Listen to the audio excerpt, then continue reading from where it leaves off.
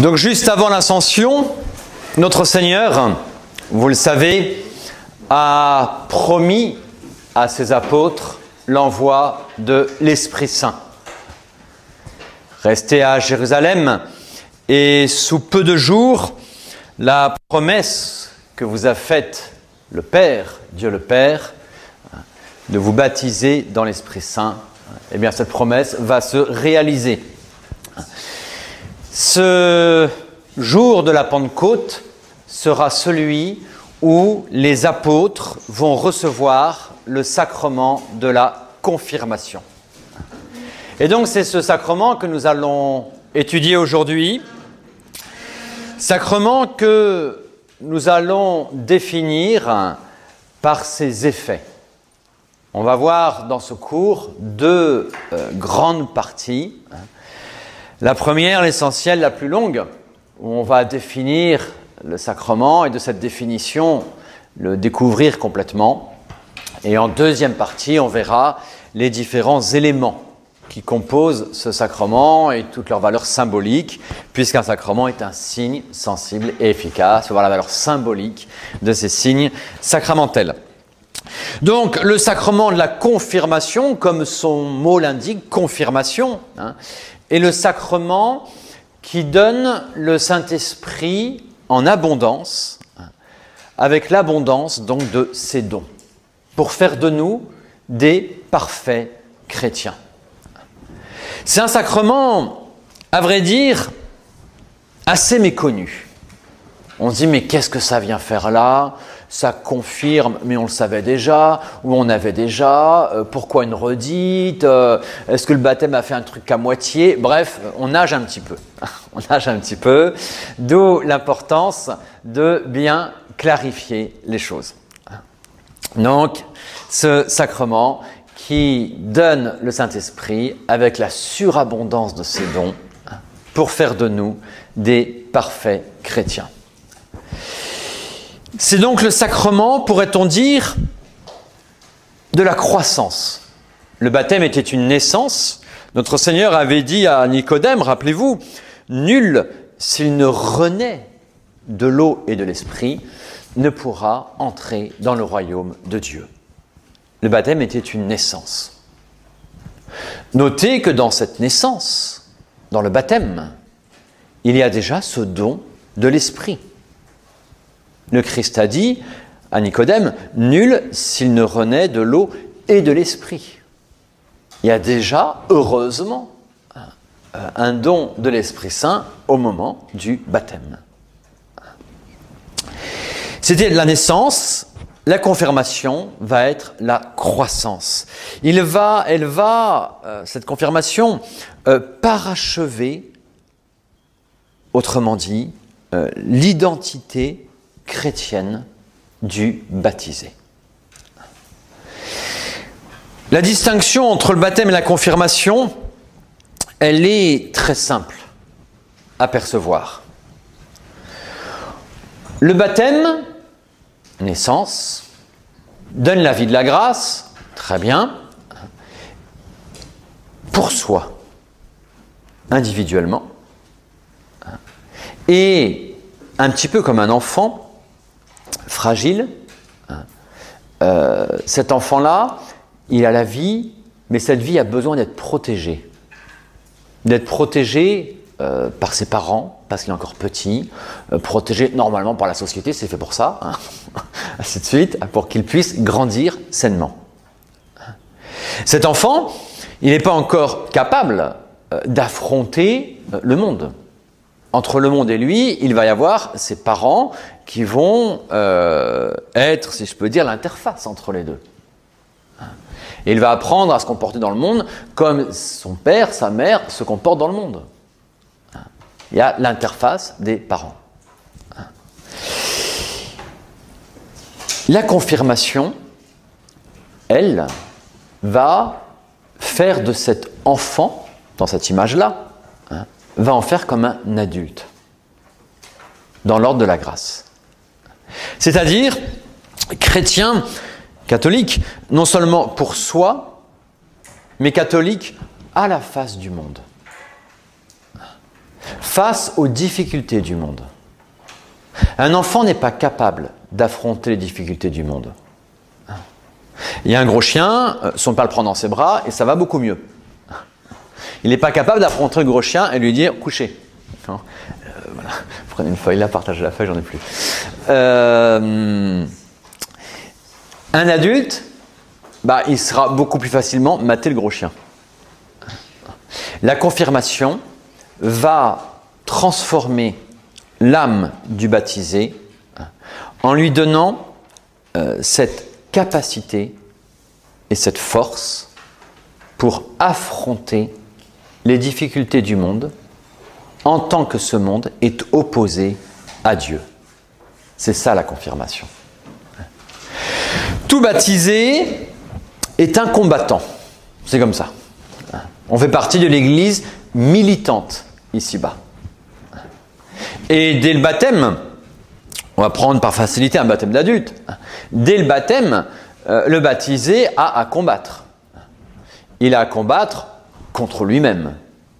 En lui-même, face aux blessures du péché originel, face à ce qui reste de ses défauts, face à tout ça.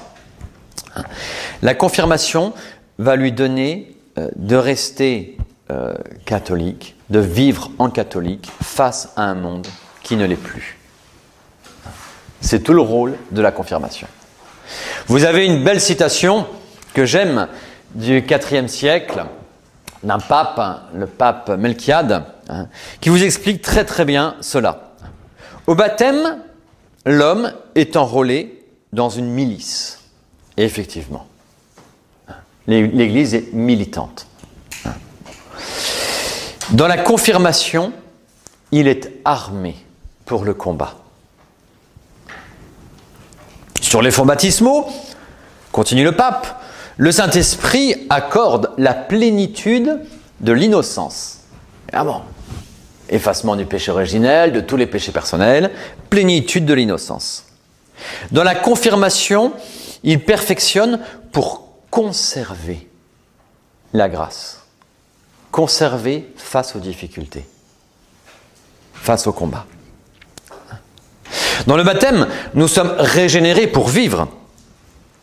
Après le baptême, confirmés pour combattre contre les adversités. Dans l'un, nous sommes lavés, dans l'autre, nous sommes fortifiés. La régénération sauve par elle-même ceux qui reçoivent le baptême. La confirmation donne des armes et prépare les combats. D'où vient cette capacité du confirmé à rester, à vivre catholiquement au sein d'un monde mauvais? D'où lui vient cette capacité-là? Qu'est-ce que donne concrètement la confirmation pour cela? Ça passe essentiellement par ce que l'on appelle le caractère sacramentel de la confirmation. C'est pas que la confirmation vous donnera un mauvais caractère pour affronter les méchants. Non, c'est pas ça du tout. C'est pas dans ce sens-là. Vous le savez, on l'avait vu dans le cours sur les sacrements en général, il y a 3 sacrements qui donnent un caractère sacramentel. Un caractère, c'est-à-dire une marque indélébile, un sceau dans l'âme, fondamentalement spirituel. Un caractère sacramentel, on pourrait le comparer, si on veut, des images. Vous savez, autrefois, vous avez tous vu le film Gladiator ou un équivalent, les soldats, ils s'étaient tatoués et ils portaient de manière indélébile la marque de l'armée qu'ils servaient. Aujourd'hui, c'est des chiens qu'on tatoue. Ils portent votre marque, enfin un numéro, quoi, d'appartenance. Il y a même des jeunes qui se tatouent maintenant. Voyez.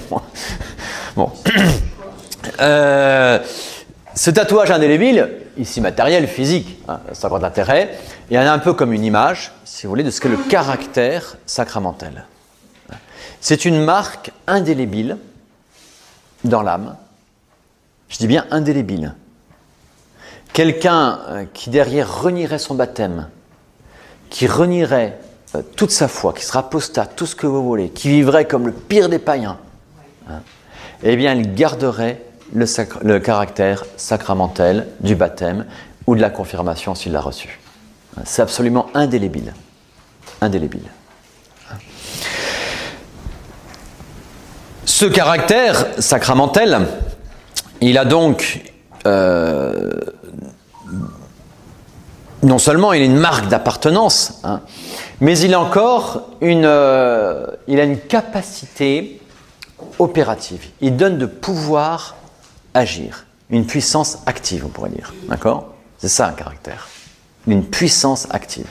Hein. Alors, le caractère baptismal, il donne la capacité de recevoir les autres sacrements. Sans le baptême, on n'a pas accès aux autres sacrements. Le caractère baptismal, puisqu'il donne cette vie divine, eh bien, nous permet effectivement de recevoir les autres sacrements qui sont là pour développer la vie divine, la faire grandir, la régénérer, et ainsi de suite. Produire et augmenter la grâce. Le caractère de la confirmation, lui, il va faire de l'âme, il va donner à l'âme cette capacité opérative, en quelque sorte, hein, pour pouvoir agir à la face des autres. Vous voyez, je vous donne un exemple très concret. Il nous est relativement facile, c'est du rôle du baptisé, de prier. Hein. Pas de problème. Il est beaucoup plus compliqué quand vous êtes dans un week-end sport d'hiver avec tous les copains de boulot qui n'ont pas un brin de foi, de dire le dimanche matin, tiens, je vais à la messe. Ça, c'est beaucoup plus compliqué. On est face à des gens qui, malheureusement, ne connaissent pas le bon Dieu, n'aiment pas le bon Dieu, hein, et on a ce risque de mettre un peu sa foi dans sa poche, hein, pour ne pas trop rougir devant les autres. Parce que malheureusement, à ce moment-là, par la faiblesse humaine, c'est triste, c'est dramatique, on a envie de rougir du Christ. La confirmation vous dit, non, il vous donnera cette force, hein. Il trempe une âme, hein, pour lui faire traverser les obstacles apportés par le monde extérieur. Hein. Puissance opérative. Hein. Et par là même, oui, c'est quand vous direz, moi je vais à la messe le dimanche, demain matin je ne suis pas là au ski et je vais à la messe, hein, qu'est-ce que vous ferez devant les autres? Vous ferez simplement une profession de foi. Vous viendrez leur rappeler, par votre exemple, que le bon Dieu existe. Vous ne leur faites pas un cours de catéchisme, mais vous prêchez par votre exemple, tout simplement. Et vous devenez à ce moment-là une lumière pour eux. Parce que dans le fond, qu'est-ce qui distingue, au niveau naturel, un enfant d'un adulte? Un enfant, il reçoit tout. Il ne sait pas manger, sa maman lui donne à manger. Puis alors, il va apprendre à manger, plutôt on va lui apprendre à manger, mais la nourriture, il n'est pas encore capable de la gagner. On lui donne la nourriture. L'enfant reçoit. L'adulte, il donne. Il bâtit le bien, il rayonne. Il fonde une famille, moi, je sais pas, il a une société, il travaille pour les autres, il donne. Eh bien, le baptisé, il a cette capacité de réceptivité. Le confirmé, il a cette capacité de rayonnement. C'est ce que va faire le sacrement de confirmation. Le caractère sacramentel de la confirmation, c'est cette capacité de rayonnement de la foi devant les autres. Voilà ce qu'est ce caractère de la confirmation. Il est donc ordonné, il a pour fin, pour but, la confession publique de la foi. Vivre de la foi, le juste vit de la foi, et cela, quel que soit le milieu extérieur, favorable ou défavorable, dans lequel nous vivons. Confession publique de la foi. Donc, en ce sens-là, On dira effectivement que la confirmation fait de nous un parfait chrétien. C'est pas ça y est que je suis saint, j'ai l'auréole, je suis parfait, une statue de moi dans l'église. Non, c'est pas ça. Hein. Parfait chrétien, c'est le chrétien parfaitement équipé, hein, pleinement équipé. Hein. Ça y est, vous avez le package complet, quoi. Maintenant, il faut voir ce qu'on en fait. C'est autre chose, d'accord? Voilà, parfait chrétien. Hein. On comprend aussi ce que veut dire le chrétien adulte. On vient d'expliquer. Hein. Notez au passage quand même combien cette expression de chrétien adulte a été totalement dénaturée aujourd'hui. Un chrétien adulte, dans le regard de foi, c'est le chrétien confirmé. Aujourd'hui, on fait du chrétien, enfin certains voudraient définir le chrétien adulte comme le chrétien rationaliste, qui s'est un peu affranchi de toutes les petites crédulités, tout ce qui est considéré comme des crédulités, hein, et qui réfléchit tout, qui repense tout, qui remet tout sous sa raison. Hein. Là, c'est complètement faux, c'est le chrétien qui perd la foi, qui ne vit plus de la foi. Le rationalisme, attention. Non, le chrétien adulte, c'est le chrétien confirmé, pour justement vivre de la foi au milieu des adversités. Hein. On parle de soldats, hein. C'est pas que il s'agit de partir en croisade à chaque instant. Hein. Non. Encore une fois, le soldat, le combat, vous le voyez dans ces cas-là, il n'est pas directement contre les autres. Hein. Il est d'abord contre vous-même face aux autres. Hein.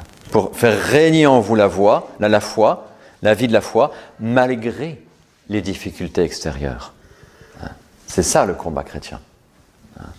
Et savoir affronter les difficultés extérieures pour les traverser. Rester droit. Tout le rôle du confirmé. Un apôtre, c'est pas que vous devez partir en mission à travers le monde entier depuis cette salle, c'est pas ça que ça veut dire. Mais c'est que justement, quand vous dites je vais à la messe demain, eh bien oui, vous rayonnez, vous professez votre foi, vous devenez apôtre à votre manière. Tout ça, c'est le but du caractère sacramentel de la confirmation. Cette capacité, elle est là, c'est une capacité, elle est là de manière indélébile. Elle est vécue ou elle n'est pas vécue, mais elle est là. Elle est là. Hein. Certains, malheureusement, vous savez, c'est notre grande tendance à tous, la tendance un peu de la paresse, de la facilité. On transforme ce qui n'est qu'une occasion extérieure comme une cause.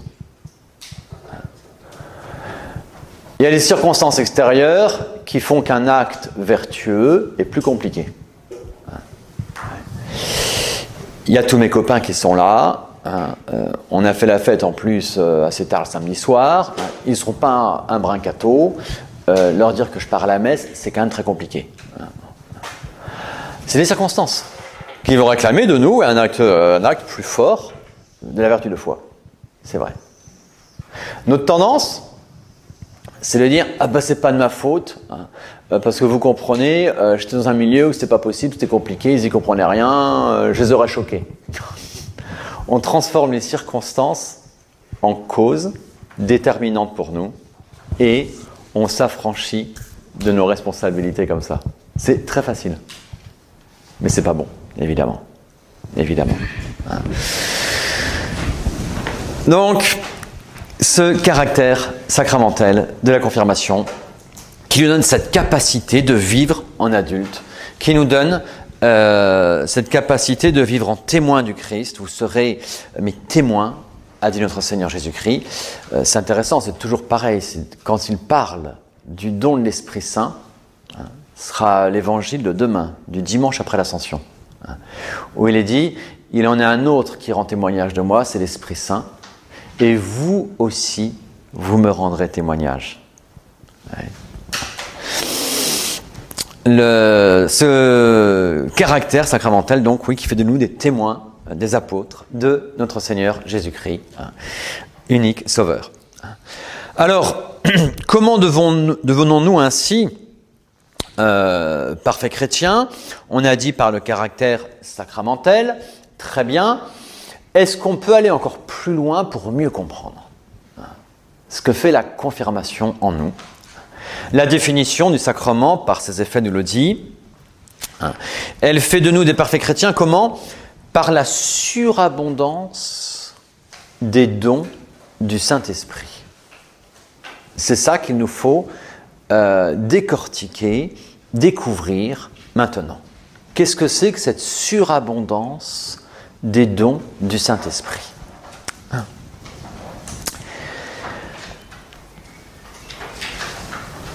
Surabondance, j'insiste pas trop, je viens de le dire, au baptême, déjà l'Esprit Saint est donné à l'âme. L'Esprit Saint a un influx sur l'âme. Si on prend une image, on pourrait dire que l'âme humaine, avant le baptême, écartée de Dieu de par le premier péché dont nous sommes héritiers, le péché d'Adam, on pourrait comparer cette âme à une salle de classe, ou ce que vous voulez, mais fermée à la lumière, fermée à Dieu. Dieu n'habite pas dans cette âme. Le baptême va ouvrir un accès à Dieu dans cette âme, et donc un accès de cette âme à Dieu. Elle ouvre une fenêtre dans cette pièce noire. Et donc la lumière vient dans cette pièce et chasse les ténèbres. La grâce divine qui vient habiter l'âme du baptisé efface le péché. Le baptême a posé une fenêtre dans cette pièce jusque-là obscure. Et donc oui, cette grâce qui vient, qui envahit cette divinité, eh bien, on le sait, on l'attribue à l'Esprit Saint. Là, je vous rappelle le cours sur la Trinité, tout début de l'année. Toutes les œuvres de Dieu, qui sont dehors de Dieu, sont communes aux trois personnes divines. D'accord ? Il ne faut pas dire que c'est Dieu le Père qui crée pendant que le Fils et le Saint-Esprit jouent aux billes. Non, ça ne marche pas comme ça. Ce sont les trois personnes divines qui créent. Et la Bible le dit parfaitement, Dieu le Père créateur. On a aussi le Verbe par qui tout a été fait. On a l'Esprit Saint qui planait sur les eaux au moment de la création. Et par qui tout a été fait. D'accord ? Bon, vers la porte. Donc ça, si vous voulez, toutes les œuvres divines ad extra sont faites par Dieu en tant que Trinité. Mais nous, de notre côté à nous, on va attribuer à l'une des personnes divines telle ou telle action parce qu'elle nous parle plus de cette personne divine. Et donc on va attribuer les œuvres de la sanctification, de notre sanctification, on les attribue au Saint-Esprit. Parce que le Saint-Esprit est le lien d'amour entre le Père et le Fils, et réciproquement. Et notre sanctification consiste à vivre dans un lien d'amour avec Dieu, devenu notre Père, parce que nous sommes devenus fils de Dieu par le baptême. Et donc c'est au Saint-Esprit qu'on attribue toutes les œuvres de sanctification. Donc heureusement qu'au baptême, on a déjà reçu l'Esprit Saint. Heureusement. Mais la confirmation va être si je reprends cette image de la salle obscure, le baptême y a fait cette fenêtre, la confirmation va en faire une grande baie vitrée. Pour avoir une influence, une capacité d'influx beaucoup plus grande de l'Esprit Saint sur l'âme baptisée. On transforme la fenêtre en grande baie vitrée. Surabondance. Surabondance. Surabondance des dons du Saint-Esprit. Et là, nous abordons une notion très très belle, celle des dons du Saint-Esprit. Qu'est-ce que c'est qu'un don du Saint-Esprit? On va faire ici un petit cours d'anatomie spirituel. On va décortiquer, on pourrait dire, l'être, notre être spirituel. On va faire un petit schéma. Alors, si je prenais l'exemple de cette salle obscure, l'âme humaine, eh bien, la grâce baptismale vient l'envahir. Et cette grâce sanctifiante, effectivement, elle est au plus profond de nous-mêmes. Elle touche notre être le plus profond. L'essence de l'âme. C'est la grâce qui vient là.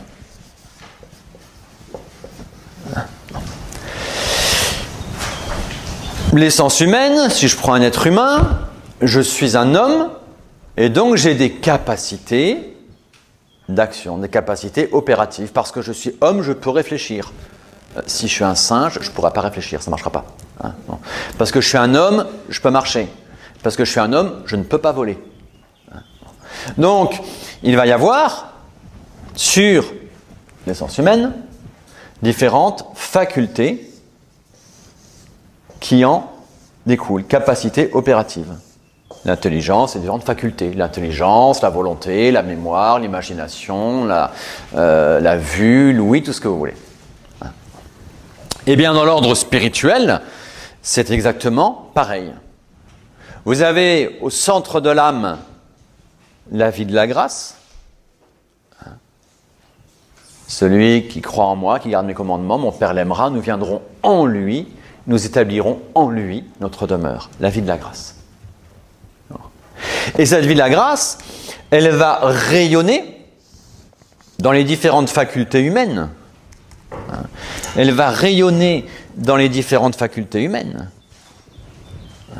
pour donner à ces facultés d'agir en fils de Dieu. Ça va être les vertus. C'est ça les vertus. Par exemple, la vertu de foi va éclairer l'intelligence. Et elle va me permettre d'agir non seulement en intelligence avec le monde temporel et autrui, mais encore plus en intelligence avec le monde de Dieu, avec le monde divin. La grâce donc va rayonner dans différentes vertus. On a vu ces vertus, les vertus théologales, la foi, l'espérance, la charité, puis toutes les vertus morales qui s'organisent toutes autour de 4 vertus dites cardinales, la prudence, la justice, la force, la tempérance. Ça, ce sont les vertus. Et donc, vous voyez, plus la grâce est forte, plus l'agir vertueux sera grand. Exactement comme dans l'ordre naturel. Dans l'ordre naturel, quelqu'un qui sort de Polytechnique a plus de capacités intellectuelles, de facultés intellectuelles que l'enfant en maternelle. C'est évident. Donc, l'agir vertueux va dépendre du degré de la grâce. Facile ça, on saisit. Que vient faire le don du Saint-Esprit? Le don du Saint-Esprit, dans ce schéma-là, bon Dieu, il vient poser là, à la jonction, pourrait-on dire, comme une antenne hertzienne. C'est une image. Une antenne hertzienne. Pour avoir un stimulus extérieur qui permet à la vertu d'agir de manière beaucoup plus efficace. Vous savez, quand vous êtes chez le neurologue, là, il va vous faire des petits tests. Puis vous posez une petite électrode, là, puis le bras il réagit à toute allure, vous voyez. Il y a un stimulus extérieur qui fait que le bras il agit de manière plus radicale que dans l'agir naturel normal. Eh bien, c'est un petit peu ça, les dons du Saint-Esprit. Dieu vient poser ici cette petite antenne qui va permettre à l'âme humaine de recevoir l'influx du Saint-Esprit pour que son agir vertueux ne soit plus à la proportion seulement de la grâce qu'il a en lui, mais dépasse cette proportion et les fasse agir avec beaucoup plus de vertu. Et donc il va y avoir un acte vertueux, beaucoup plus méritoire, beaucoup plus efficace, parce que sa mesure n'est plus mon petit degré de grâce à moi, mais le don du Saint-Esprit. Vous voyez que le don du Saint-Esprit ne remplace pas la vertu. Il ne remplace pas la vertu. Il vient, en quelque sorte, animer, donner un élan à la vertu. Il ne le remplace pas. Être animé par l'Esprit Saint, c'est pas être en transe. Aucun rapport avec ça. On a aujourd'hui les séances pentecôtistes et compagnie, où on met les gens en transe, c'est l'Esprit Saint qui agit. Ah non, mais c'est tout sauf l'Esprit Saint. Hein. S'il y a un esprit là-dedans, il y a des petites cornes avec. Hein. D'accord ? Mais quand c'est pas du charlatanisme. Non, l'Esprit Saint ne remplace pas la vertu. Il anime une vertu. Il lui donne plus d'élan. Il ne supprime pas mon action. Il ne la remplace pas. Hein ?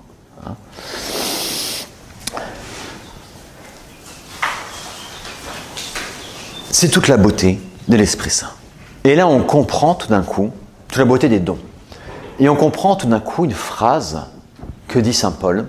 « Ceux-là vivent véritablement en enfants de Dieu, ceux qui sont mus par l'Esprit de Dieu. » Cette action par les dons du Saint-Esprit. On peut dire, l'image est moins bonne, que ces dons sont encore un petit peu comme des poignées que Dieu pose sur notre âme et pour nous prendre et nous faire agir. C'est un peu moins bon parce que dans l'image de poignée, on voit surtout l'action de l'Esprit Saint et nous, on est trop passifs. Tandis qu'ici, dans le cas de l'antenne hertzienne, on voit très bien que ce sont les deux qui agissent. Et ça, c'est très important à comprendre. Double action de l'Esprit Saint qui pose cet influx et de nous qui y correspondons. Et notre acte de vertu devient beaucoup plus beau. Un exemple, martyr de Sainte Félicité. Perpétue et Félicité sont deux sœurs qui sont arrêtées à Carthage, Tunisie, et Tunis aujourd'hui. Et Félicité est enceinte. Et la loi romaine interdit de condamner, enfin de faire mourir, d'exécuter une condamnation à mort d'une femme enceinte. Parce que si jamais la mère est coupable, l'enfant lui est innocent. Les Romains avaient encore ce sens-là. Nos barbares modernes ne l'ont plus. L'enfant dans le sein de sa mère, lui c'est un coupable s'il dérange sa mère et on le tue. D'accord ? Bon. Alors, donc du coup, on fait mourir sa sœur, Perpétue, et Félicité, elle va accoucher, donc donner naissance à son enfant dans sa prison. Et on va attendre que l'enfant soit né pour martyriser la mère. Et dans sa cellule, évidemment, la pauvre Félicité, elle gémit des douleurs de l'enfantement. Et son gardien de prison lui dit « Ah ah, tu gémis aujourd'hui ? Mais c'est rien ce que tu souffres par rapport à ce qu'on va te faire demain. Hein » Ouais. Réponse immédiate de Félicité. Aujourd'hui, c'est moi qui souffre. Demain, c'est le Christ qui souffrira en moi. Magnifique réponse. Qu'est-ce qu'elle veut dire cette réponse ? Aujourd'hui, moi, j'ai la vie de la grâce. Ces souffrances, je les offre au bon Dieu, mais à la mesure de ma petite capacité de grâce. Demain, on va m'imposer le martyre. J'aurai une aide particulière pour cela de Dieu, pour rester fidèle. Ça sera à la mesure du don du Saint-Esprit. Et les souffrances humaines sont plus grand-chose devant cette puissance de l'influx du Saint-Esprit. C'est ça qu'elle dit. Différence entre la vertu et le don. Ouais. Le don qui surélève complètement l'agir humain. Alors, quels sont ces dons? Il y en a 7, très beaux, énumérés par Isaïe.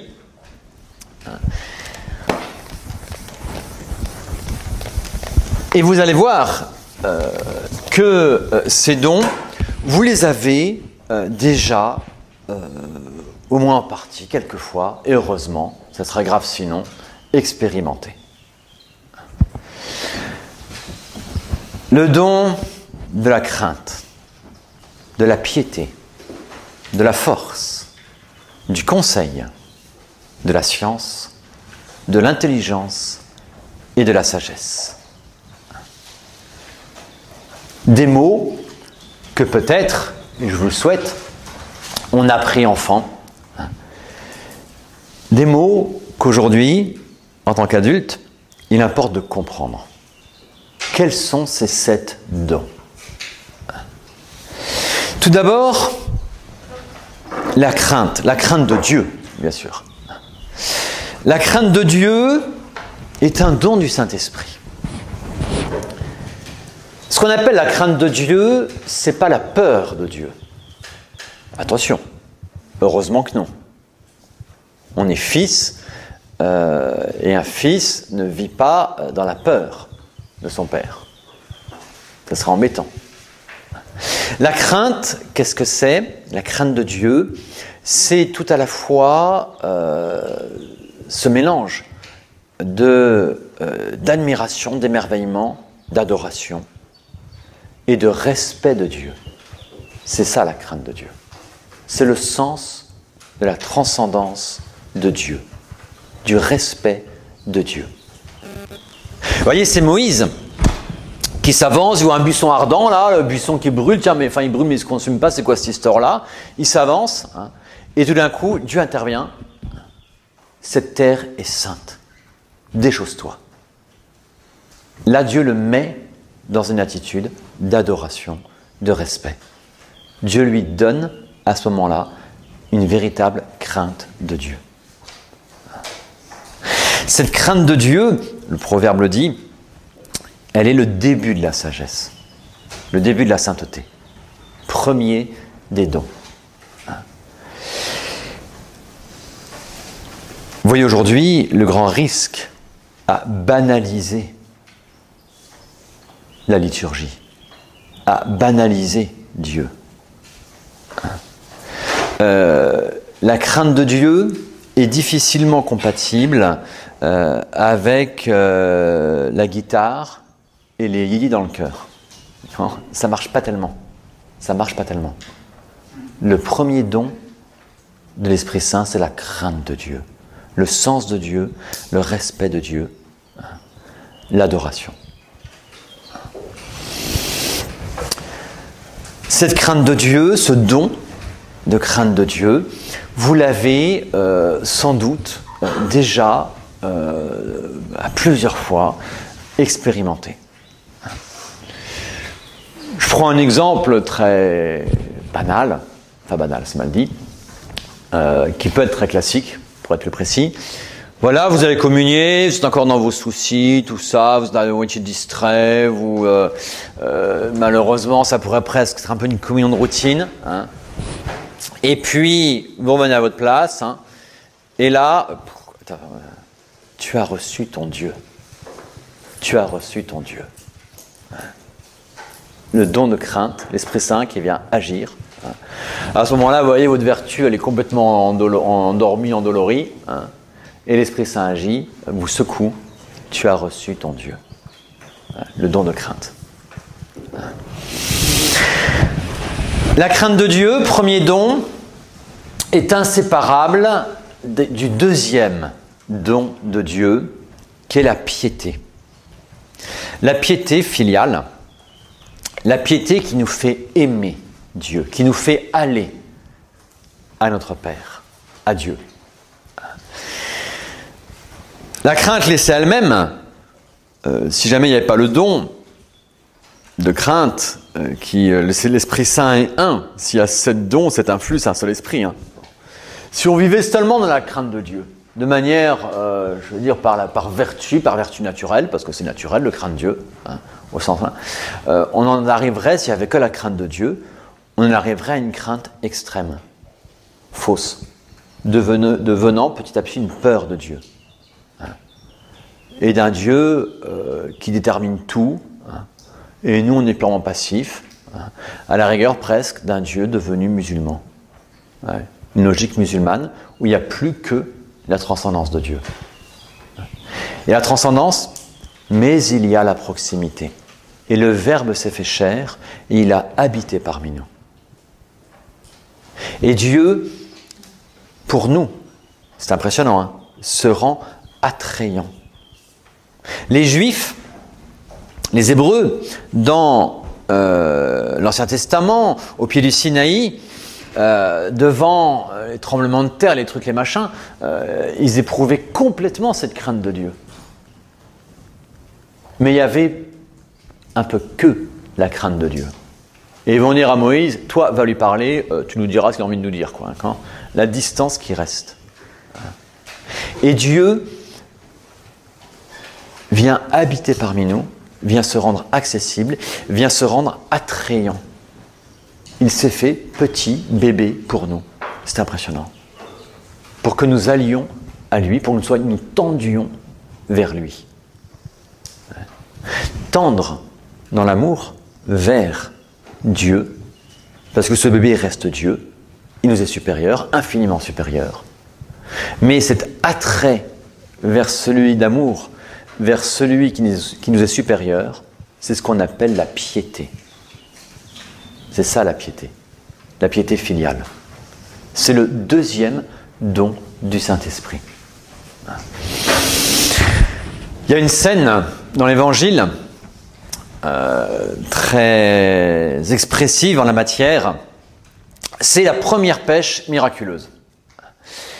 Vous avez donc, on est au tout début de la vie publique du Christ, et puis donc il va appeler ses premiers disciples qui sont des pêcheurs, ainsi de suite. Pierre, tout ça. Hein, bon. Et voilà, donc au début, ils sont un peu fascinés par lui, parce que voilà, quoi, c'est comme quelqu'un, quoi. Enfin, il est impressionnant, ils sentent qu'il y a quelque chose, ils sentent un peu une sorte de crainte de Dieu, une transcendance en lui, ils ne savent pas trop. Hein. Et puis notre Seigneur va rentrer très concrètement dans leur vie. Hein. Et ça va être le premier miracle qu'il va faire devant eux, vraiment, hein, une noce de Cana, mais bon, la pêche miraculeuse. Et alors là, ils n'avaient rien pris de la nuit, et notre Seigneur intervient, leur demande de jeter les filets, et ceux-ci remontent tellement remplis qu'ils sont sur le point de craquer. Alors, on ne raconte pas un pêcheur, hein, c'est un peu comme un orgueilleux, d'accord, bon. Et donc, c'est pas que le Christ est meilleur pêcheur que Pierre. Non, non, Pierre, il ne dit pas ça. Là, il voit vraiment que le Christ est Dieu pour la première fois. Et il a un mouvement extraordinaire revenu à terre. Il se jette aux pieds du Christ. Il va à lui. Et en même temps, lui dit, Seigneur, retirez-vous de moi parce que j'ai péché. Je suis un pécheur. Vous avez là les deux dons du Saint-Esprit en même temps. Vous avez d'un côté la crainte de Dieu, le respect de Dieu. Seigneur, je ne suis pas digne de vous recevoir. C'est ce qu'on dit avant la communion. Et vous avez la piété qui fait qu'il se jette aux pieds du Christ. Mais dites seulement une parole et je serai guéri. Et on va à lui. Ouais. Crainte de Dieu, piété. Ouais. Vous voyez très bien comment ces deux dons se conjuguent. Très beau. Très très beau. C'est ce qu'on a aussi aux prières en bas de l'hôtel, avec le psaume 42. Exactement. Vers Dieu et derrière le Exactement, exactement. Et beaucoup de psaumes, comme ce psaume introductif de la messe, le psaume 42, sont très très beaux.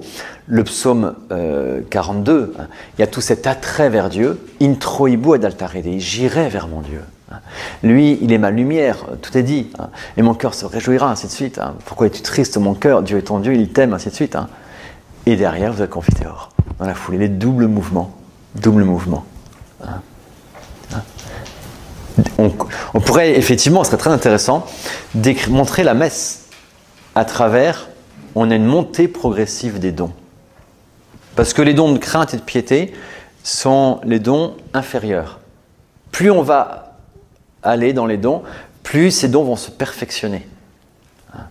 Et on va arriver dans la messe, effectivement, ultimement, au don de sagesse, qui est le don supérieur, suprême, de l'union totale avec Dieu. Tout à fait. Tout à fait. Ouais. Donc vous avez complètement raison. Les premiers dons à la messe, les premières paroles de la messe vont exprimer surtout les premiers dons. Vous retrouverez ça dans le Kyrie eleison, Seigneur ayez pitié de nous. Et la réponse, Gloria in excelsis Deo, le Gloria de la messe, qui est le chant des anges de l'incarnation, cette admiration devant la proximité de Dieu, à qui on vient, laudamus te, adoramus te, benedicimus te. Oui. Ces deux dons qui se développent. Oui. Donc vous les saisissez bien, ces deux premiers dons. Encore une fois, vous voyez, ces dons, ils viennent perfectionner un acte que vous posez. Ils viennent surélever, en l'occurrence ici, à la messe par exemple, ils viennent surélever votre vie filiale avec Dieu, votre vie de prière. C'est bien vous qui priez, mais comme le dit saint Paul, c'est l'Esprit Saint qui en vous fait crier Abba Père. Ouais, il y a les deux. Il y a les deux. Troisième don, le don de force. Alors, là, il est assez facile à percevoir et caractéristique d'ailleurs de la confirmation, on y parle surtout du don de force. Parce que justement, on l'expliquait, la confirmation fait de nous des chrétiens, non seulement face à Dieu, mais face aux autres. Ce qui est plus compliqué. Ce qui est plus compliqué. C'est tout le problème pour nous d'être témoins. Pour être un témoin authentique, il faut trois choses. Il faut d'abord que la lumière se donne à nous. Deuxièmement, qu'on aime la lumière. Il faut avoir au niveau surnaturel, donc oui, la grâce de la foi. La foi est un don, c'est une grâce. De là, il faut aimer la vie de la foi. Il faut y correspondre. Jusqu'ici, on n'est pas encore témoin. Ce qui fait le témoin, c'est qu'il est lumière face aux ténèbres. Et ça, c'est beaucoup plus compliqué. C'est beaucoup plus compliqué. Il y en a qui savent, par une grâce, ils découvrent où est le vrai. Et ils aiment le vrai. Ou plutôt, ils découvrent, pour être plus précis, ils découvrent que le vrai est aimable. Et que, effectivement, il fait du bien, que le remède, il est là. Ils le découvrent. Jusque-là, ils ne sont pas encore témoins. Ce qui fait qu'ils sont témoins, c'est qu'ils vivent cela face aux ténèbres. La lumière ose affronter les ténèbres. Là, on devient témoin. Un saint Jean-Baptiste, devant Hérode, qui avait piqué la femme de son frère, Hérodiade, Il aurait pu avoir des mots, oh mais qui suis-je pour juger, s'il y a de l'amour, machin truc, fais selon ta conscience. Voilà. Il aurait des mots mais complètement faux comme ça. Hein. Il aurait été tout sauf témoin. Il ose affronter les ténèbres. Et il dit, tu n'as pas le droit de prendre la femme de ton frère. Point. Et curieusement, si Hérode l'arrête, ce qui est très intéressant derrière, c'est qu'Hérode a un immense respect pour Jean-Baptiste. Il sait qu'il y a quelque chose. Il a un immense respect pour Jean-Baptiste. Et c'est uniquement la faiblesse devant la fille d'Hérodiane, Salomé, voilà, hein, devant Salomé, qu'il va lâcher, par faiblesse. Mais vous voyez, le témoin, il a une force qui lui est propre. Force pour être témoin, et par la même force de son témoignage sur les autres. C'est cette vertu de force fragilisée en nous qui va être rehaussée par des influx de l'Esprit Saint. Et Jean-Baptiste, dans toute sa vie érémitique et pénitentielle, était, si je peux dire, complètement poreux à l'action de l'Esprit Saint. Et c'est sous l'influx de l'Esprit Saint qu'il est venu reprendre Hérode. Vertu de force, surélevée par ce don, ici, le don de force. Ça peut vous arriver des fois, devant des adversités, mais comment je vais faire, qu'est-ce qu'ils penseront de moi, ça va être compliqué, machin, et puis sur le moment, vous ne savez pas trop ce qui vous prend, et ça passe tout seul, quoi. Vous y allez, vous faites ce que vous avez à faire, et le reste se fait tout seul ou presque. Ouais. Le don de force. Oui, dernier exemple, Saint-Laurent sur son grill, vous savez, don de force, hein. Elle brûlait vif, une Sainte Jeanne d'Arc, elle n'en voulait surtout pas, quoi. C'est ce qui y a eu de pire pour elle. Elle a expliqué de mourir, mais surtout pas de brûler. Bon. Tellement le supplice est terrible. Et c'est pour tout être humain comme ça. Saint-Laurent sur son grill, don de force, une force vraiment, au point de plaisanter. Il dira à ses bourreaux, c'est bon, vous pouvez retourner ce côté-là est cuit. Ça c'est inhumain, ça transcende la nature humaine, d'accord? Il a ce don de force, il est porté complètement. Ouais. Et ce qui est intéressant, c'est qu'à chaque fois, c'est l'Esprit Saint. Et l'Esprit Saint, c'est quoi? C'est l'amour. C'est l'amour divin. Il est complètement transporté par cet amour divin. Et au point, en l'occurrence, presque, oui, d'oublier la souffrance qui est la sienne et d'en rire. Vous parlez de... Est-ce qu'on peut parler de l'inspiration? Alors, quand on parle d'inspiration, on va le voir, en soi, ça touche plus les facultés intellectuelles. Mais effectivement, quand on parle d'inspiration, c'est un terme très très vague, très générique, mais qui montre bien qu'il y a une puissance supérieure qui vient nous influer. Et en ce sens-là, oui, on peut dire que, il faut dire que l'action du Saint-Esprit par le biais des dons est un influx complet, tout à fait, de l'Esprit Saint sur nous. Et qui nous fait surélever. Voilà. Donc, crainte, piété, force, le conseil. Le conseil. Alors, vous voyez, on monte dans les dons.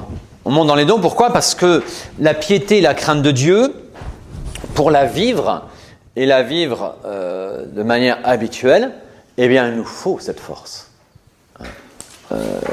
La force, et beaucoup plus, elle permet de vivre tout cela au sein même des difficultés. Voilà. Bon. On en arrive au conseil. Le don du conseil, il est magnifique. Là, vous voyez, on va rejoindre le mot utilisé par monsieur à l'instant, de l'inspiration. Le conseil, c'est cet influx de l'Esprit Saint qui, dans la vie concrète, la vie morale, nous éclaire, nous inspire, si vous voulez, effectivement, pour nous montrer où est le bien concret. Où est là, en ce moment, l'attitude véridique, bonne, vraie, juste. C'est le don du conseil. La vertu intellectuelle de prudence, on la connaît, hein, et on l'utilise. On cherche à discerner effectivement ce qu'il y a de vrai, ce qu'il y a de bien, comment agir avec efficacité, de manière vraiment ordonnée. Tout ça, c'est la vertu de prudence. Et d'ailleurs, dans la vertu de prudence, il y a une part qui relève du conseil, savoir prendre conseil auprès des personnes avisées. Ça fait partie de la vertu de prudence. Eh bien, le bon Dieu, par cet influx de l'Esprit Saint, va surélever notre vertu de prudence en nous éclairant par le don de conseil. Il va nous montrer concrètement où est le bien, comment le dire. C'est ce que dit notre Seigneur à un moment face aux persécuteurs. Face aux persécuteurs, notre Seigneur dit « Ne cherchez pas à préparer ce que vous leur direz. » Il ne s'agit pas de vous préparer un super argumentaire au cas où. Non. L'Esprit Saint qui est en vous, vous dira ce que vous aurez à prononcer, vous influera, vous soufflera ce que vous avez à dire face à l'adversité, le don du conseil. Vous en avez des illustrations, des exemples. Par exemple, avec Sainte Jeanne d'Arc, dans son procès. Sainte Jeanne d'Arc ne savait pas lire ni écrire. Elle avait fait son catéchisme de base, comme tout enfant, point final. Et la voici confrontée à ce tribunal ecclésiastique corrompu parce que entre les mains du pouvoir civil anglais, et dont le seul but est d'arriver à condamner Sainte Jeanne d'Arc d'hérétique. Et donc on va lui poser les questions théologiques les plus complexes. Alors, avec sa vertu intellectuelle de connaissance du catéchisme, elle ne va pas aller très loin, quoi. Non. Mais l'Esprit Saint va agir en elle par le don du conseil. Et elle va répondre des phrases qui vont stupéfier ses interlocuteurs. La plus connue, vous le savez, « Es-tu certaine d'être en état de grâce ?» « Es-tu en état de grâce ?» Sa réponse, toute de sagesse, par le don du Saint-Esprit, « Si j'y suis, que Dieu m'y garde, si je n'y suis pas, que Dieu m'y mette. » Très belle réponse théologique. Le don de conseil. Ça vous arrive, vous aussi. Ça vous arrive, heureusement, à des niveaux différents. Parce que vous n'êtes pas encore en procès devant des juges iniques. Mais ça vous arrive. Vous êtes devant une situation concrète où vous ne savez pas trop comment faire le bien. Vous avez quelqu'un qui est devant vous dans tous ses états, tout ça. Vous ne savez pas par où le prendre, j'allais dire, pour l'aider. Et tout d'un coup, l'inspiration, comme vous disiez, le conseil intérieur, et là, il y a le bon truc. Le don du Saint-Esprit qui vient vous aider dans votre volonté de faire le bien. Et est-ce qu'on peut être sûr que c'est une inspiration de l'Esprit Saint et pas de Satan ? Excellent. Excellente question. Comment distinguer une inspiration de Satan d'une inspiration de l'Esprit Saint ? C'est une très bonne question. Et très importante. En nous, il y a 3 personnes qui parlent. Il y a l'Esprit Saint, il y a le démon, puis il y a nous-mêmes. Évidemment. Une inspiration de l'Esprit Saint, elle se caractérise de plusieurs manières. Tout d'abord, elle a un côté soudain, immédiat. Le démon, souvent, il vous mène dans des faux raisonnements. Et si, peut-être que. Toutes les phrases qui commencent par si viennent du démon. Il met de la fumée. Le Saint-Esprit met de la lumière. Il y a une évidence, une immédiateté. Deuxième caractéristique, L'Esprit Saint est un esprit d'amour. Et donc il y a un élan vers le bien qui vous est donné. Et troisième caractéristique, parce que l'Esprit Saint ne remplace pas la vertu, mais vient soutenir, surélever la vertu. Eh bien, il y a dans cet élan quelque chose, vous sentez quelque chose d'attrayant. Vous avez de joyeux, de bien, ouais, d'aimable. La vertu nous fait aimer le bien. Et vous sentez ce côté aimable du bien. Ouais. Moi, je sais pas, je dis n'importe quoi, vous passez devant un pauvre, et puis là, vous le voyez de loin. Ah, mais alors attention, mais alors, il faut que je donne 1 euro, parce que si je lui donne pas, je fais pas l'aumône, si je fais pas l'aumône, si ceci, si cela, puis si jamais ça se trouve, il va mourir de faim, et puis si... Bon, tout ça, c'est de la fumée, c'est pas l'Esprit Saint. D'accord ? Vous passez devant ce pauvre, et tout d'un coup, intérieurement, tiens, je pourrais lui parler, je pourrais prendre 2 minutes avec lui, discuter sympathiquement. Et ça vous paraît, sur le moment, plein d'attrait, plein de joie. C'est l'Esprit Saint qui vous parle. Ouais. On peut se fier donc complètement à ces influx de l'Esprit Saint, et exclusivement à eux, dans la mesure, bon, c'est orienté vers le bien toujours évidemment, hein, mais dans la mesure où on est dans des petits domaines, dans des petits actes du quotidien. Pour les actes qui entraînent des conséquences plus importantes, l'Esprit Saint, le don du conseil, encore une fois, n'enlèvera pas la vertu de prudence. Attention, le don ne vient pas remplacer la vertu. Et donc, quand c'est un élan de l'Esprit Saint qui entraîne des conséquences, il faut soupeser avec la vertu de prudence que c'est bien l'Esprit Saint. Il faut faire attention. Non ? Parce que le démon peut tromper sous apparence de bien. Faire attention. Donc, quand il n'y a aucune conséquence, très bien, c'est un acte ponctuel. Dès qu'il y a des conséquences, la vertu de prudence vérifie tout ça. Avec, effectivement, dans ce cas-là, les conseils à prendre. Et quand c'est, je sais pas, sur des actes intérieurs qui auront des conséquences, bon, on prend conseil auprès de son guidateur spirituel, ainsi de suite. Et c'est Sainte Thérèse d'Avila, un jour comme ça, elle a des apparitions du Christ assez régulières, c'est commode, hein. Et puis, le Christ lui demande de faire quelque chose, je ne sais plus quoi. Il lui dit, bah, tu demandes ta permission au confesseur. Et le confesseur lui refuse.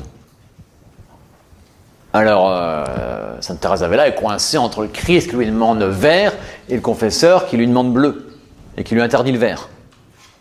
Elle fait quoi? Alors le Christ lui apparaît la fois suivante et Sainte Thérèse d'Avila dit, bon, notre Seigneur, vous êtes commode, mais enfin, je fais quoi maintenant?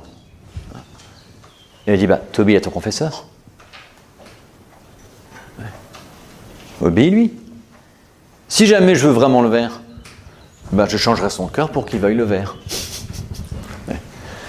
Et il nous montrait par là que les influx spirituels, s'ils ont des conséquences, doivent toujours être validés par la vertu, et en l'occurrence, ici le conseil de son guidateur spirituel. Comment distinguer l'influx du démon de l'influx de l'Esprit Saint. On pourra en faire des cours entiers de cet aspect-là. Ils sont très développés par Saint Ignace, dans ces 6 belles retraites de Saint Ignace, magnifiques. Et vous avez chaque jour justement un petit cours, c'est un cours d'une demi-heure qui vous est donné, sur ce qu'on appelle le discernement des esprits. Comment discerner l'action du démon sur une âme, l'action du bon ange, de Dieu sur une âme, et selon les différentes circonstances, on vous expliquera tout ça. C'est le discernement des esprits. Donc le don de conseil.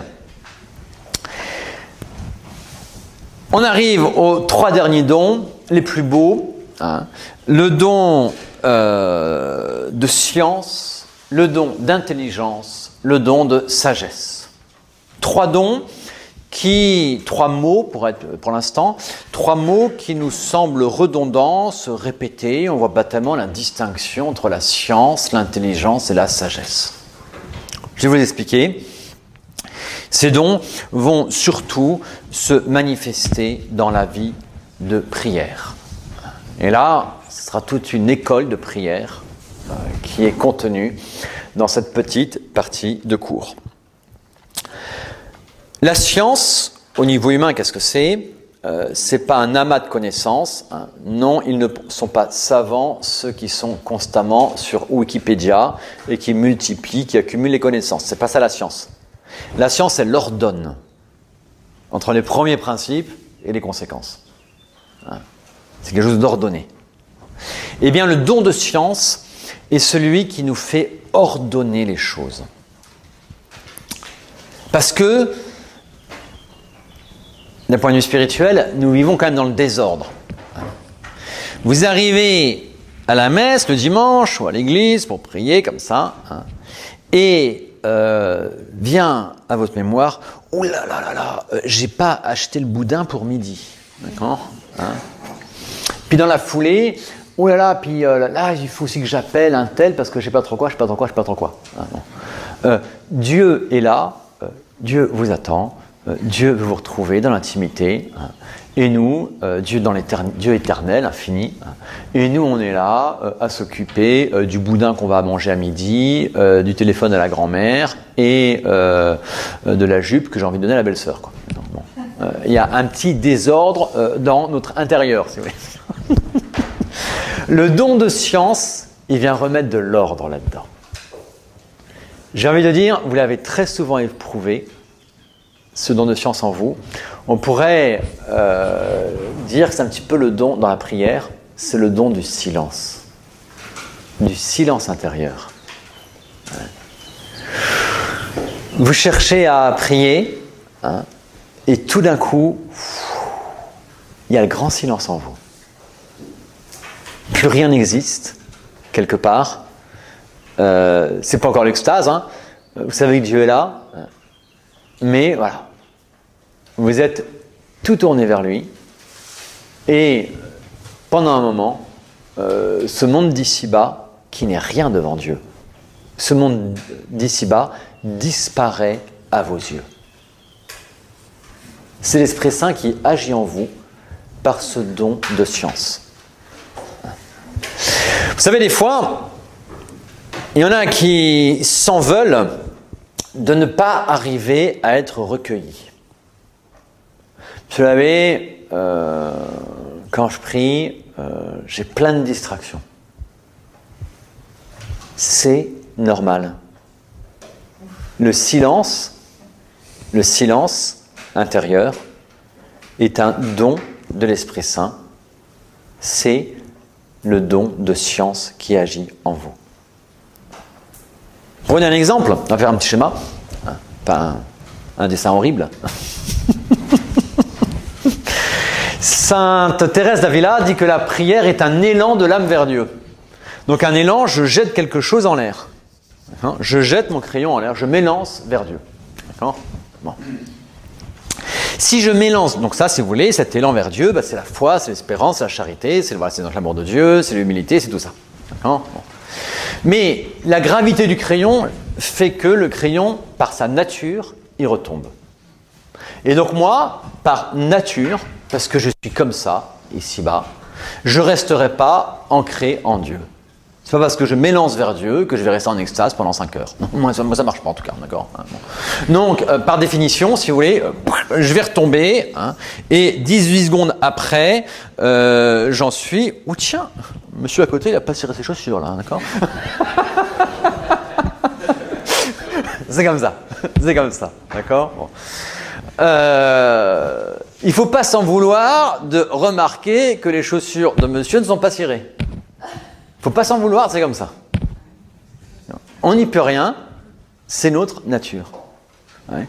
Une vertu, la vertu de foi, l'espérance de charité, me permet de poser un acte, mais un acte transitoire. Il ne m'établit pas complètement en Dieu. C'est un acte transitoire. Et donc je retombe dans mes distractions.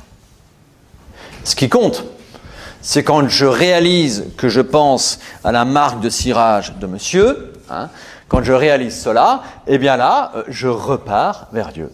Et ma prière sera faite comme ça, d'élan successifs vers Dieu. Et c'est la prière animée par la vertu.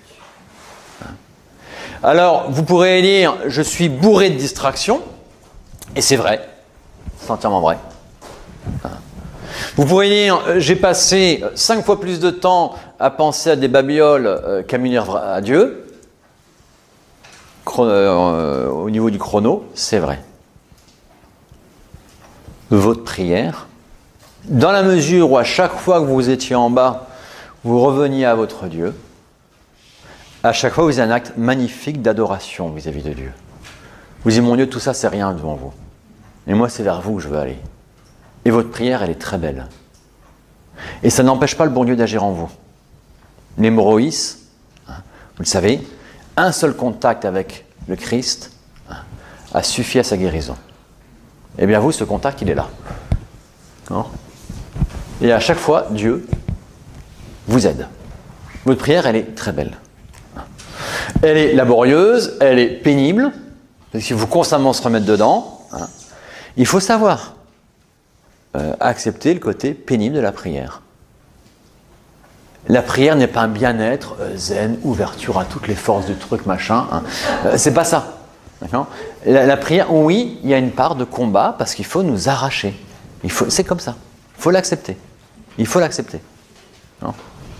Qu'est-ce qui se passe là-dessus? Intervention du don du Saint-Esprit.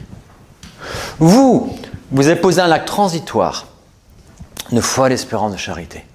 Je ne sais pas, je dis n'importe quoi en lisant une phrase de l'Évangile, en lisant un passage de votre missel. Et là, tout d'un coup, ici, l'Esprit Saint vous accroche. Et il vous garde pendant un moment. D'accord? Il vous garde pendant un moment. Vous vous sentez profondément recueilli. Vous êtes mis devant le tabernacle, tout simplement. Voilà. Vous avez commencé à chasser vos distractions, comme vous pouviez. Et puis, tout d'un coup, entre guillemets, ça marche. C'est pas que ça marche, c'est que l'Esprit Saint agit. Et vous met dans le silence profond. Puis au bout d'un moment, les distractions commencent à revenir un peu par en dessous. On se remet simplement, tout doucement, sous l'influx de l'Esprit Saint. Le don du silence. Le silence sur ce qui n'a aucun intérêt devant Dieu. Allez. Le don du silence. Là, le don de la science, donc, qui hiérarchise les choses.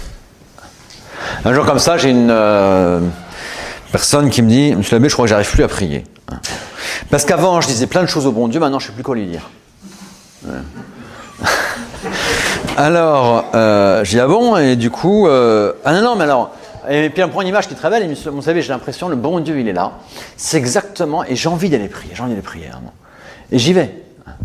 Mais c'est exactement comme si le téléphone sonnait, je suis appelé à prier, je décroche le téléphone, puis je sais qu'il est là, je suis là comme entendu vers lui, mais il me dit rien. Et c'était très vrai, c'est tout. Alors, c'était le bon Dieu la mettait dans le silence. Elle n'arrêtait pas de parler. Bon, c'est une femme. Elle n'arrêtait pas de parler constamment au bon Dieu. Elle laissait jamais le bon Dieu lui parler. Alors le bon Dieu, à sa manière, l'a mis dans le silence. Mais c'est un silence de présence. C'est un silence. C'est très bien sa formule. C'est un silence de présence. Il est là. Il est là. Mais il dit encore rien. Le don de science.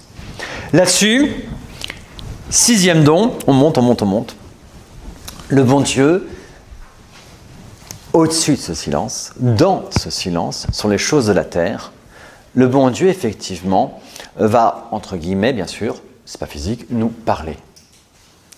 Pour être plus précis, il va nous illuminer le don d'intelligence intus legere, lire à l'intérieur d'eux.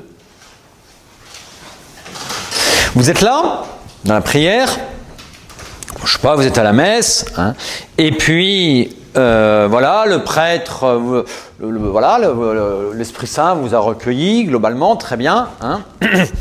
Et puis le prêtre lit un évangile que vous écoutez pour la 158e fois. Vous connaissez par cœur, d'un point de vue humain.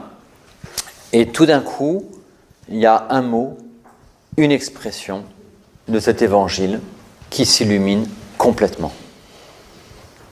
Et que vous trouvez très beau, qui vous impressionne, très savoureux. Vous y voyez, par exemple, hein, le poids d'amour du bon Dieu pour vous. Vous y voyez ça. Hein. Qu'est-ce que c'est? C'est le don d'intelligence. L'Esprit Saint vous fait communier au regard que le bon Dieu a sur cette réalité-là, cet événement-là, si c'est un passage historique de l'Évangile par exemple. C'est le don d'intelligence où on communie à l'intelligence de Dieu. Dieu nous fait communier à son intelligence. Il nous éclaire. Ce qui est magnifique, évidemment. Évidemment. Alors souvent, ce don d'intelligence, il peut porter sur plein de choses différentes. Très souvent, il peut commencer sur nous-mêmes. Parce qu'on se connaît très mal soi-même. On a une idée très fausse de soi. Je suis le meilleur de tous. Hein, voilà, bon, on voit que c'est pas tout à fait vrai. Et donc, mes défauts ne sont jamais des défauts, c'est les autres qui en ont et ceux que j'ai projeté sur les autres, souvent, bon bref, peu importe. Quelquefois, l'Esprit Saint, et c'est douloureux, hein, l'Esprit Saint nous éclaire sur nous-mêmes. Il nous montre tout d'un coup, il y a souvent tout d'un coup, il y a quelque chose d'immédiat, d'instantané dans son Esprit Saint. Il nous montre un défaut en nous, et avec toutes ses ramifications. Ouais. Oh, je suis comme ça. L'Esprit Saint nous éclaire sur nous-mêmes. Alors notez que c'est toujours l'Esprit Saint. Hein. Donc c'est un esprit d'amour. Et donc cette lumière, elle nous remplit de confusion, mais en même temps, on sait que c'est une lumière divine qui nous éclaire dans la bienveillance. C'est très important. Qui nous éclaire dans la bienveillance. Et par là même qu'elle éclaire, elle appelle. Elle appelle à. Des fois, le démon peut nous éclairer sur nos fautes. Et nous en montrer toute la gravité. Pour nous décourager complètement. L'Esprit Saint, et là, sera souvent un coup de raisonnement toujours. L'Esprit Saint, ici, il va nous montrer d'un coup, ça sera lumineux. Et tout d'un coup, je verrai, c'est bien tout d'un coup, hein, on verra tout. Dans un second temps, à la rigueur, la vertu va se mettre en branle, la puissance de la vertu reprendra le dessus, il y aura une part de réflexion, bah oui, je vais décortiquer cette grâce de l'Esprit Saint, c'est normal. Mais à la base, c'est instantané. Et c'est apaisant. Il y a de la confusion, mais il y a de la paix. C'est la marque de l'Esprit Saint. Il peut nous éclairer comme ça sur nous-mêmes, selon l'intelligence. Il peut nous éclairer sur Dieu, sur les choses de Dieu. Je disais par exemple, c'est tel mot de l'Évangile, qui tout d'un coup, tel passage de l'Évangile, qui tout d'un coup prend toute sa véritable dimension. Et vous en voyez toute la beauté, c'est pas quelque chose d'exprimable, à la rigueur, c'est... Enfin voilà, on est comme ébloui, comme voilà, à cette lumière-là. Voilà. Ça peut aussi, l'intelligence peut quelquefois porter sur les autres. Ça peut arriver. Ça peut arriver, le bon Dieu vous montre autrui comme lui le regarde. Ça peut arriver. Vous avez quelqu'un que vous ne supportez pas. Faites vos efforts de vertu pour essayer de machin truc, hein, bon, c'est toujours un peu compliqué, bref. Et puis, quelquefois, le bon Dieu peut vous éclairer et vous dire, d'une manière ou d'une autre, tu sais, pour lui aussi, j'ai donné ma vie. Et il pourra, à travers, et ça passera des fois à travers des circonstances extérieures, vous allez découvrir quelque chose que vous ignoriez complètement sur cette personne, ce qu'elle a souffert dans le passé par exemple.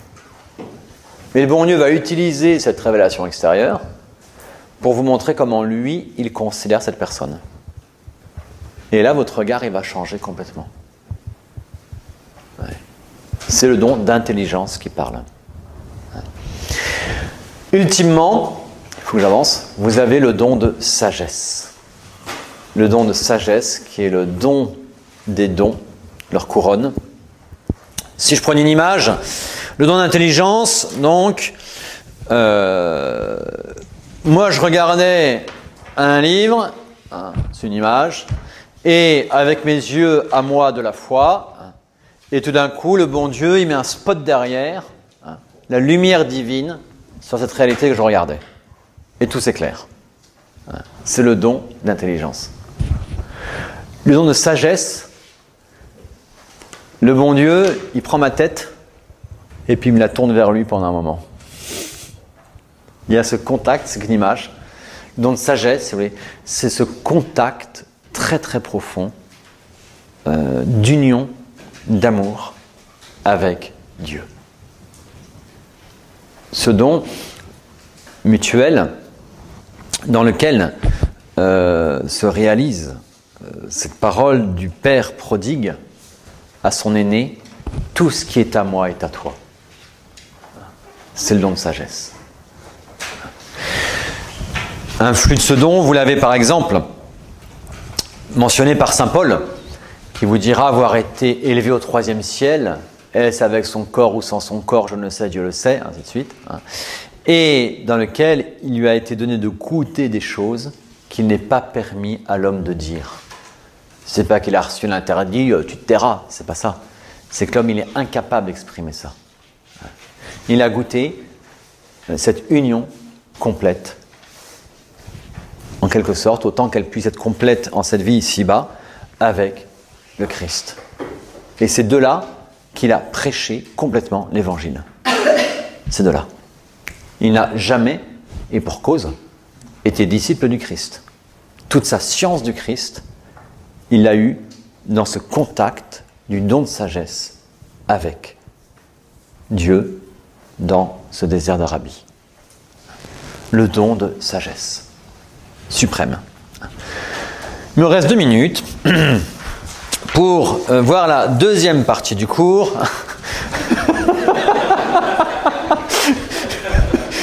Les éléments du sacrement de confirmation, on va aller très très vite, hein. La matière, la forme et le ministre du sacrement. La matière du sacrement, vous le savez, c'est ce qu'on appelle le saint crème, l'huile d'olive consacrée par l'évêque le jeudi saint, la messe chrismale, l'huile d'olive mêlée du baume. Pourquoi cette matière dont on va oindre, ce sera la matière prochaine, le front du confirmant avec la croix, en forme de croix. Pourquoi cette matière? L'huile, vous savez, a pour propriété d'assouplir les mouvements. On met de l'huile dans les rouages quand ça grince. Eh bien, les dons du Saint-Esprit viennent faciliter l'agir bien par son influx. L'huile, encore, elle protège des coups. Les crèmes solaires ne sont faites qu'à base d'huile. Eh bien, l'Esprit Saint est là pour nous rendre forts, malgré et persévérants, malgré les coups reçus de l'extérieur. L'huile également, regardez la lampe du sanctuaire, c'est de l'huile qui brûle, elle est matière à brûler de ce feu d'amour, de ce feu de charité qu'est l'Esprit Saint. D'où l'huile. L'huile, pour le saint crème, seule cette sainte huile est ainsi mêlée de baume. Pourquoi le baume? Le baume a 2 caractéristiques. Tout d'abord, ça embaume, le mot le dit, ça sent bon. Et l'odeur du baume reste très longtemps. Très longtemps. Et bien parce que le chrétien, comme pour reprendre l'expression de saint Paul, est là pour rayonner la bonne odeur du Christ. D'où le baume. Le baume également, ça conserve de la corruption. On embaume un corps.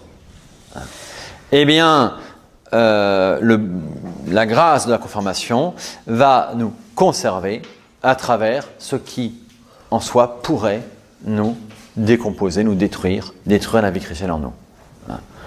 D'où la matière de ce sacrement, le saint crème, l'huile et le baume, qui sont mis sur le front du confirmé, parce que le front, c'est justement ce qui apparaît, les sentiments de l'âme apparaissent sur le front.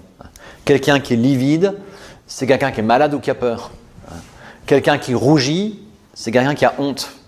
Je ne vois pas son petit doigt qui rougit, je vois son visage sur le front. Et bien donc, c'est ce front qu'on oint pour que justement, face aux autres, il reste fidèle, fort. C'est la matière du sacrement. La forme est toute simple. Je te marque du signe de la croix et te confirme avec le crème du salut, au nom du Père et du Fils et du Saint-Esprit. Le ministre du sacrement, le ministre normal, qu'on appelle ordinaire, et l'évêque. Et l'évêque seul, parce qu'il a il y a cette plénitude propre à la confirmation. Eh bien, si en soi un prêtre pourra confirmer, d'un point de vue ecclésiastique, l'Église a réservé ce sacrement à l'évêque qui a la plénitude du sacerdoce. Le prêtre baptisé, la confirmation, c'est l'évêque. Il y a juste, quelquefois, dans les cas où l'Église permet, dans des cas extraordinaires, au prêtre de confirmer. En cas de danger de mort imminent, le prêtre peut confirmer. Ça m'est déjà arrivé plusieurs reprises de confirmer un nouveau-né dont on n'était pas sûr qu'il soit viable. Dans ce cas-là, le prêtre baptise et confirme dans la foulée. Dans ces cas-là, parce qu'il y a un danger de mort. Paul VI a autorisé l'évêque à se faire remplacer par le prêtre. L'évêque peut déléguer au prêtre la confirmation. Ce qui fait qu'aujourd'hui, et c'est un peu regrettable à mon sens, beaucoup de confirmations sont données par un simple prêtre. En soi, ça reste valide, mais au niveau du sacrement, du signe donc, c'est dommageable, parce que tout ce caractère de plénitude en est beaucoup moins manifesté. Donc le ministre ordinaire du sacrement reste l'évêque. Voilà un petit peu les éléments constitutifs du sacrement de confirmation. Je m'arrête là, mais vous voyez que c'est un cours qui est très très beau parce qu'il nous introduit dans toute cette réalité de l'œuvre de la sanctification de Dieu en nous et nous montre par là même toute la mue spirituelle que nous sommes appelés à faire. On peut dire qu'une vie chrétienne est une vie, si ceux-là sont vraiment enfants de Dieu, qui sont mus par l'Esprit de Dieu, une vie chrétienne est une vie dans laquelle les dons, les uns après les autres, prennent de plus en plus de place. Et la sainteté absolue ici-bas, on pourrait dire que c'est le règne du don de la sagesse dans une âme. Voilà. Chronologiquement, est-ce que ça intervient avant ou après la communion solennelle? Alors, la confirmation, quand est-ce que ça intervient? Quand est-ce qu'il faut la faire pour des enfants? C'est ça la question. Alors, la coutume en France de la communion solennelle n'est qu'une coutume. Ce n'est pas un sacrement. Strict, il n'y a que 7 sacrements, il n'y a pas la communion solennelle. Recevoir la communion, c'est un sacrement, oui. Mais la communion solennelle, c'est une profession de foi publique. Et ça a été introduit au début du XXe siècle par les évêques de France pour clore le catéchisme.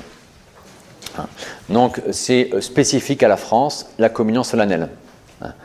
Quand confirmer? C'est une bonne question. Il est bon de confirmer les enfants relativement rapidement. Il faut qu'ils aient l'âge de raison, bien sûr. Mais vous voyez, et toujours plus dans le monde dans lequel nous vivons, combien ils sont vite confrontés aux difficultés extérieures, à un monde anti-chrétien, ou en tout cas a-chrétien pour le moins. Eh bien, les confirmer rapidement est une bonne chose. Concrètement, nous, on conseille beaucoup de confirmer un enfant vers 8, 9, 10 ans. Beaucoup. Aujourd'hui, la coutume est très différente dans les diocèses de France. Malheureusement, c'est très récent, d'après le Concile, où on confirme vers 14, 15, 16 ans, parce qu'on veut en faire la marque d'un engagement personnel, conscientisé, qui marque ma personne en profondeur. Bref, le côté existentiel prend beaucoup de place. On oublie la valeur efficace du sacrement pour en faire une démarche plus subjective. C'est dommage. Et ce qui fait que énormément de jeunes ne sont pas confirmés aujourd'hui. Ils auraient été confirmés beaucoup plus tôt. Peut-être qu'ils auraient beaucoup plus de grâce, justement par la confirmation, beaucoup plus d'aide de l'Esprit Saint pour rester chrétien au milieu d'un monde qui ne l'est plus. Nous, le fait de ne pas trop attendre pour la confirmation. Voilà.